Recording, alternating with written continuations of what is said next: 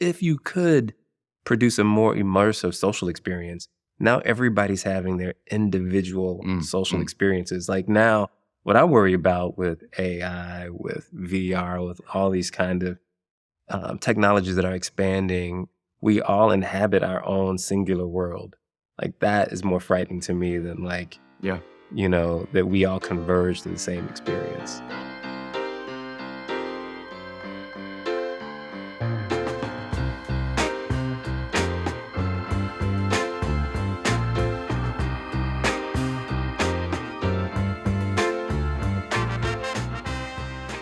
So, what makes a human a human? It's one of those questions, isn't it? I mean, there's like two ways I would look at it. Like one is for my personal life and one is for my work life. Like one thing that's interesting is like there's been points when I've been spending like 4 to 5 hours a day interacting with AI. And the interesting thing that happens in that is the things that you notice, like when you first start interacting, like, oh, this is really realistic. Similar to like when people first had like black and white TV. Yeah. And they're like, wow, this is like real life. But then as you get used to it, you start to kind of realize like the things that make it less authentic. And I think something that I've realized with AI is like there's certain ways that we interact that are just more spontaneous. Like there's something about the predictability of AI that teaches you about like the spontaneity of being human, the ways they communicate, the naturalness, the contextual awareness, like these little things that all add up. That's on the technical side. On the other side, I mean, I think there's something of just like the shared experience of being human that actually I think like differentiates it even from like other animals' experience. Like, you have a traumatic moment in your life and then you start to resonate with other people's. Like I feel like every time I've had something that's nearly catastrophic, it like opened up like a new door of empathy. And then you start to be like, oh man, that really hurt, Or like when you cry about something, you're like, wow. And then you start to remember, like this is what usually happens to me. It's like I start crying about something and then I think about all the things that like I did for my mom or my grandma and like all these kinds of things and the things that they felt. And I feel like that there's something in that kind of like shared experience where we have these things that like differentiate us. We're all different people, but there's something about like those common feelings that it all kind of arises from. But anyway, that's one thought. I love that answer. And I'm going to say that you're not normal in that way. Here's why I don't think you're normal. People anthropomorphize anything. It doesn't have to even be that good, right? It doesn't have to be anywhere near as good as like AI for people to treat it like it has some like human characters. People treat their cars like they're people. So I'm surprised that when you interact with it a lot, it feels less real to you. There's something about like I think about like resolution. It's like the way of seeing the world, and like you kind of increase this, right? It's like the same reason you can't look at TV that's not 4K now, and it's someone I think who worked on like early VR was saying, the interesting thing about it was like when you stepped out of it, you're like, oh, the real world is actually amazing, and it's actually really hard to recreate that in technology. And I think the same is true for AI. Is like maybe for some people when they interact with it, the thing that they see is some commonality, but the thing that I always notice is like, well, this is very different from the conversations I have with my parents. Even though it's like something similar, there's something off. And it's those little things that it's like, that's like, I think what over time will add up as people use AI more is they'll start to recognize, and I can't even point at them, like what are those nuances though that make us human? You just know it when you see it, and you're like, and it's missing an AI. Yeah. So I mean that's also interesting because what you just suggested is that the more people use AI, the less real it's going to feel to people. You think that's what's going to happen?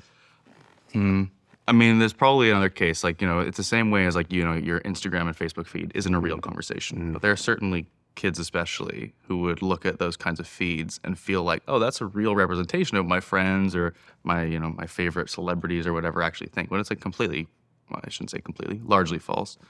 And I do think something similar will happen with AI, where some people for sure will like almost be encaptured, and they will believe that like that's the most realistic thing that exists, and then start to compare people to that. But I think that if you have that degree of empathy, you'll be like, oh, there's something off here. It's the same way as like even if you use a Zoom call, there's something off. It's like I can't, you can't. It's hard to pick it up, but like I'm not picking up all the signals, and it's the very little like nuances that you probably just subtly pick up as well. So you don't think that the technology is going to advance quickly enough where it'll overcome those little things fast enough to capture all of us? You're not worried about that? I am definitely worried about that. Mainly because I think for most people it's easy, right? So the thing about AI is it's so beholden, at least if you think about like the chatbot styles, it's so beholden to what we want. And that's kind of like what people I think want a lot of people want in their life, or they need, is like the sense of control. And the AI gives you this sense that like I can control this anthropomorphic thing. And that's honestly one of my fears, is that people get used to that. And what does it mean when like I get used to interacting with something that is beholden to only my views and interests, and then I go interact with a human who has their own interests? And you think people want control? I think people want to be controlled. Ooh. Maybe it's a form of control though. To be controlled is a predictability, I guess. Yeah, people want the world to make sense, don't you think? Yes. Yes. I think they also want the world to be like there's something about like preferring predictability over optimality. So like I've even felt it like when you have like, you know, a mental health moment, you have friends who have mental health moments. Things that I've always seen as interesting is like your brain and your mind prefer to stay in a state that's familiar, even if it's worse. So if you're in like a depressed state, you almost would rather like stick in that than break outside of it, right? So there's something about like things that are familiar rather than actually like better. And I don't know, there's like a bias towards, you know, you almost identifying then with those kinds of states. Yeah, there's research on this. One is called the status quo bias. People like things that are already there. And two, people like to have what they believe about themselves affirmed if they really believe them, even if they're not positive. So that is true. So they're like, what does that look like in AI? Yeah. I mean, it's definitely interesting to me that people seem to love, like, you know, you talk to a lot of these things and they sound like computers and they sound like AI, but people love it because it kind of like it's familiar, it's controllable. You know, if you start to add lots of personalities and these kinds of things, it makes sense in context. But I found it interesting that like as we started developing these AI assistants that people interact with, they all have this kind of like similar voice. It's a very AI voice. You can kind of tell that you're talking to an AI. Maybe that's intentional, but there is something there where like I think people have a preference to getting what they get from humans and from AI, but that could blend. Like I think that there's already lots of, you know, people in certain demographics who spend a lot of time on the internet and they start to identify like that's their favorite form of interacting with people. And so I do think that there's a reality where like as we move into the future, there will be people who bias towards that for whatever reasons, you know, whether it's the comfort of knowing that someone's not judging them, whether it's like the format that it speaks to you with that will kind of bias towards, you know, preferring those types of interactions. But on the other hand, I always think that there will just be like, you know, there'll be a distribution of people. And you'll have some people who really don't like it. And, you know, like I was saying, the more that I interact with it, now I find it almost painful because I just pick up on so many of these issues that you're like, I can't even use it at a certain point. And, you know, you'd think that like, you know, I'm in the AI space. I write like 20-page docs. I don't use AI for a single bit of it because it does remove that voice. And I do also wonder though is as people interact with it more, will they either identify the differences or start to conform to the things that they're trained with AI? It's the same as like, you know, if you interact with the same, you know, your partner, for example, right? You start to be biased by the communication because you're talking so much. You mean they're training you? They're training you, I agree, right? You're like, you know, your partner's probably like, you know, they have a preferred way of communicating, you get used to it, these kinds of things. So I do wonder if, as people interact with AI more, that they'll kind of all converge. That's probably one of my biggest fears, actually, about AI, is it causes convergence of, you know. I'm concerned about the exact opposite. Here, so I'm gonna shift a little bit. So when we talk about AI, the way you're describing, it's usually like dyadic interactions. Like I'm interacting with one AI, it's one agent. Yeah, that's true. But really what people do is interact with multiple people, right? You interact in some community or some small group setting. And I'm surprised that there's not more of that in AI. So you're also in gaming. Like my understanding, I don't really game, but my understanding is a lot of the gaming is about connecting with the people, and it's a community kind of experience. So there's two things. One, I'm really surprised that AI seems so focused on these like one-on-one interactions as opposed to like multiple AI agents creating a more immersive social experience. I love you brought it up. That's literally what we do. So. Okay, good. So that's one other thing. Like the reason I worry less about convergence and more about divergence is if you could produce a more immersive social experience, now everybody's having their individual social experiences. Like now, what I worry about with AI, with VR, with all these kind of technologies that are expanding what we can control about our social environment, about our physical perceptions in the environment, is that we all inhabit our own singular world. Like that is more frightening to me than like that we all converge to the same experience. Well, my mom's a grade 7 teacher, and the one thing that she said is really interesting is if you went back like 20 years, everybody was watching like the same TV shows, and they come to class and they'd all be talking about Yes. Pokemon or whatever it was, and now everybody watches their own favorite YouTube channel. Yes. And it's this siloing of reality. So yeah, like what we do is when we work with games, for example, one of the interesting things is like as people play through games, it's basically the same thing. You could have a million people go through a game, and it's some differences, but you're largely gonna hit the same points. And so one of the things that we think about is, what does that mean for agency? So, the way we interact with media changes the way that we feel agency in the world. So if we see inert media that we can't change, it also gives you this sense that like you can't change the world. And so to your point, one of the things that we want to do with games is how do you make it so that each person can actually influence that outcome? And as you add more agents into that you see, okay, I interact with this one and it has a cascade effect, Yes. right? And that's like, I love it. I mean, even in some of the stuff we've done here, it's the magic actually happens when you do have those agents interacting, because then you're also not just seeing like that one-to-one interaction, but the emergent effect of basically that interaction.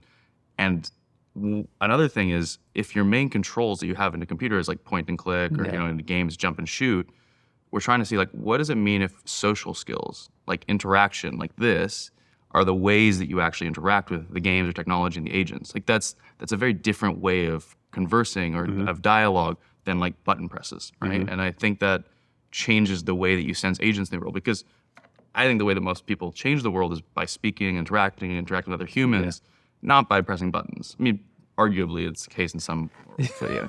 Yeah, the other thing that's interesting to me is I don't think people have an understanding of the systems they exist in, right? People think about themselves as existing in like individual relationships, and they have a harder time understanding system effects. Like I affect you, which affects your partner, which affects your partner's parents, right? That is a harder thing to grasp, but I think there's something that's fundamentally human about that. Like you are also impacted by all these different things going on. Like we had the person come and put on our makeup, and now I'm looking beautiful, and that's affecting everybody else around me. But you know what I mean? Like, yeah, exactly. So, but how does that fit in? I just haven't heard people talk about it in that way, which is surprising to me, because that I think is what fundamentally makes humans human, is interaction in complex social situations. And these like nested systems. Yeah, and like they all affect each other, right? Like you think that your like small activity doesn't affect whatever higher level political stuff, but it's all aggregate. Yes. And it's all interlinking as well. Yeah.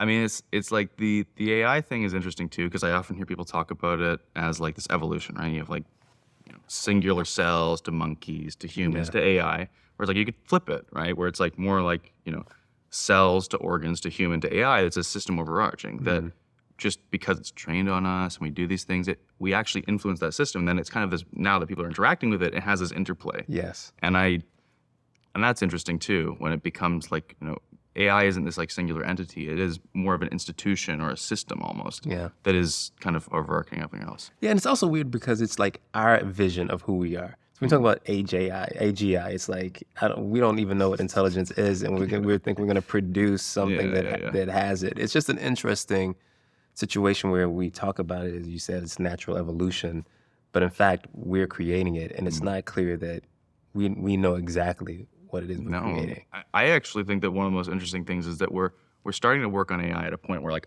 I still think we're figuring out ourselves. Like neuroscience is like very early on in its days, and yet we're creating things that are like based on our own intelligence. We don't really understand even what's going on inside. And so to your point on like what are the effects, we don't really know yet. We don't know. Every year a new paper comes out as like changes how people think about child rearing, right? Like how to bring up a child well, like all those kinds of things. And now we're creating systems that will kind of be overarching other humans. Like, what does that mean? I don't know. I do actually think I happen to be an AI. We happen to be at this point in time. Yeah. But if we could pause for a second, I think it'd be a good another few centuries of figuring out what we are and understanding that a little bit better before we created something that was in our image. Because like we're kind of just, it's kind of like taking a photograph and like painting it, right? It's like you're not actually getting the person and painting it, right? Like it's like there's something about the life that's missing there. So I do agree. I think that we're honestly kind of premature, but I think it's just how I guess life goes, that things come out when they naturally should. So you work in AI. So what's the most exciting thing for you in that? Like, what's your hope for it? I think it's kind of back to that agency question. So I mean, the way you read a news story, you read a book, you watch a Yeah. movie, you watch a TV show. There's this. I mean, this is specific to like my domain. Like, there's something about a communication that we're having right now where like I'm adapting to the things that you say, to your body language, to all those kinds of things, right? To like the people in the room we have here, all these kinds of things. And so when you have AI able to sort of help that adaptation so that you have that agency in the things that you interact with. And I don't necessarily believe in like fully personalized media because I think we need like a shared social context. Yeah. Like the reason we watch a movie is because then we can all talk about it, right? We watch a TV show, we can all talk about it. But there is something about the fact that we're all interacting with these internet objects. And so, the way that technology feels, you're on a screen, it doesn't change. You're in a movie, it doesn't change. You're on, watching Netflix, it doesn't change depending on what you do. And I think that changes the way that we see our own agency in the world. And so I hope with AI that one of the things that it does is kind of opens this door to like agency in the way that we interact with media and technology in general, such that we do notice that effect that you have on systems. Because even if it's small, right, where like I take a certain action and it completely changes, an app, or it changes an experience, maybe that helps us learn that we have an effect in the social systems as well that we're affecting. So something to that effect. So you wanted to make our agency more transparent. Yeah. And do you think it does that? Because right now, I'm not sure it doesn't obfuscate our agency. No, I don't necessarily. No, yeah, I agree. I mean, this is why I think also like media and games is the domain I mainly focus Yeah. on, and I think it's interesting, especially because young people use it a lot. And so like I've heard like very veteran game developers say, how people interact with games kind of trains kids how they should interact with the world. So even people who tend to like be professional players in different games have different like psychological profiles because they bias towards certain ways of interacting and like seeing the world. The same way, I guess, if you trained in something academic, right? You have a different way of viewing it. And so if we make games and media in a way that you feel that sort of social impact as well, maybe it opens the door to like another realm of understanding. But yeah, I agree that like a lot of the systems that we have today give you maybe a false sense also of agency, where like we were talking about the AI systems where, you actually feel like you're controlling this thing. Whereas maybe it's also biasing, and controlling or, having some influence over you as well. So where do you think things are going? So there's obviously a huge race among some very, very well-resourced organizations over AI, right? Microsoft, Google, are the biggest maybe, but and they are very quickly going to need to monetize it because this is what those companies are designed to do. Like, what do you foresee? Yeah. Because I look at social media as an example. I think at the time when it first came out, people were really excited as a new way to connect with people, a way to stay connected to people. You couldn't otherwise catch up with people you lost contact with, that sort of thing, and it changed into something else. In large part because the way it was monetized, I'd argue, like going to ads, Yeah. focusing on attention. Like, what's the trajectory of AI? I can't. I'm taking guesses. We're Yeah, all yeah, taking of course, guesses. we're all taking both guesses. Of taking course, guesses. yeah. I won't So- hold it to you. I won't hold you to it. Don't worry. I mean, I think that the reality is, we were kind of mentioning before about the challenges of scale. Mm. And when you invest tens of billions of dollars in something, you need scale. And I think that's one of like the way that AI is developed, and specifically even the types of models we're using, the economic model of it, which is effectively the more compute you have, the better models you can create. The better models you can create, the more usage you get. The more usage you get, better. So it has somewhat of a honestly like monopolistic tendency, I think, in the way that actually even like the architectures and the economy of it works. And so I think it's almost inevitable that whatever AI systems are produced by these large organizations will be pushed to scale as quickly as possible. Mm. And there's some pluses in that where like, sure, they're building in feedback loops, people can give their input, it biases it, but also at the same time, what does it mean when a single model is fit to 1 billion people, right? So like, that's kind of what I meant about the converging effect, where like, what happens when we are pushed to produce something that fits to like 1 billion people is there's a lot of diversity in there. And so, we create these scaled systems that are fitting with the whole, like trying to fit the whole planet. Like, does that work? And so I think we're going to go through this phase where like, yeah, you're going to have 1 billion people interacting with the same AI. And I don't know what the effect of that will be. And I also don't know even like the monetization models now are kind of, you pay to use these kinds of things, which are maybe okay, but certainly ads will probably enter the equation. Also, what happens when like you want attention and AI is much better at than the algorithms you even have on YouTube and Instagram, and you can start to capture that attention. And so I certainly think it's going to be an interesting little bit here now as we see these huge organizations spending tens of billions of dollars and the choices that they make to then monetize that and what that means for like how AI proliferates, which is not, a lot of these, I know a lot of the folks in the organizations and their interests have never been in that domain, but at the same time, you're beholden, stock market interests and whatever it is, then what happens? Like it shifts it, right? We're in a capitalist world, and that's kind of like, what ultimately will change the incentives. So yeah, it's interesting. Yeah, I mean, I am interested in, coming from your background, you have a very different stance on it. But, it's all this AI stuff is interesting. But, when you think, it's almost your first question, what makes us human? And like, as people just technology in general, and specifically with AI, like, where can people find like the meaning in their life, the values that they, find true? And how will that change, do you think, I guess, with like the advent of these new technologies? Or how do you even have it how have you seen it change with the technologies we've already seen come to life? Yeah, I don't, this is going to sound like a funny answer. I think people are too worked up about technology, personally. I mean, we had this conversation. I think, people have been using technology since we've been human, right? So paper was a huge invention. Talked about this. The printing press, huge invention. Computer, huge invention. Internet, huge invention. AI, great, another huge invention. And through all of that, I think what you see in a lot of the biggest technologies is a desire to connect with other human beings. I think what fundamentally makes us human is our connection to other human beings, our ability to engage with other human beings, and like consciousness and all these other things I think are necessary preconditions. But really what makes us human is connections with other humans. And that is incredibly complex. Yeah. And I don't think we're close in terms of technology of replicating that. I mean, even when you described it, it's like you have this feeling of like, this isn't right, this is off. Like and even if you felt like it was right, it still would be off in ways you didn't quite get. I don't think we're close.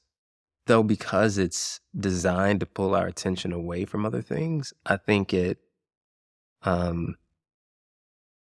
impedes our ability to do what we all kind of want to do, which is interact with each other. Right. And it might change the way we interact with each other in a way that might feel less fulfilling. And I think you see some of that in social interactions now. Some of that, I mean, recently maybe COVID was an issue, but people feeling less comfortable in face-to-face interactions, right? Like people dating, there's no serendipity in hanging out, and you meet who you meet. It's like you're using an algorithm to try to present to you options. Like that's a very different world. So that's prior to AI. And I don't know how AI is going to further influence that. And I guess just even like at the general point, like how core do you think the need for connection is? In the sense that, I've heard some parents say that like through COVID, their kids went through like a major change. Like, these regressions in their different habits and these kinds of things because they weren't connecting with people. And then it's taken years to overcome that. So I do also wonder, like, whether it's through technology or things like COVID or just like circumstances, could we lose that need for connection, or that even desire, even if we need it, we might lose the desire for it and feel, emotional trauma as a result, but still not go for it. Like how core do you think it is? And do you think we're safe in that kind of need? So I'm going to give you the most extreme answer, which is I think the true one, that you will cease to be human if you don't have a need for human connection. Like I think you will be a physical person, but you will literally break down as a human being. And this is why in part social isolation or solitary confinement is considered inhumane, because people literally break down. You will start to have hallucinations. You will break down mentally and physically absent human connection. So I don't think there's no possibility in my mind of losing the need. Like you may get less than you need, and that will have negative consequences for you. But I'm not worried about people not wanting to be around people. Are you worried that like things like social media or AI or any of these things could give you that sense that you're fulfilling that need, but not actually fulfilling it. You know, you said like it's totally true, right? Solitary confinement is a great example Yeah. because we need it. We absolutely like lose our sanity as well as, you know, our well-being. But maybe technology can manufacture the sense that we're fulfilling it. And then over time we see, you know, these mental health crises evolve as a result. Yeah, that's a good question. I think it's unlikely, but I don't know. Honestly, I don't know. I think I'll talk about meaning for a second, and I think of that as fundamentally tied to our need for connection to other people. I think sometimes we confuse, for example, our need for meaning with a desire for personal achievement, that we chase personal achievement, and what we're trying to do is generate meaning. So I think we can be confused, and we can have those needs displaced into less productive routes. But I don't think it's going away. But you know, I don't know that it's the healthiest. Yeah. No, I'm totally aligned. Yeah. Well, thank you, Brian. That was an awesome conversation. Yeah, it was great. It was fun to talk to you. Super fun. Yeah, it was really fantastic and super informative. Thank you.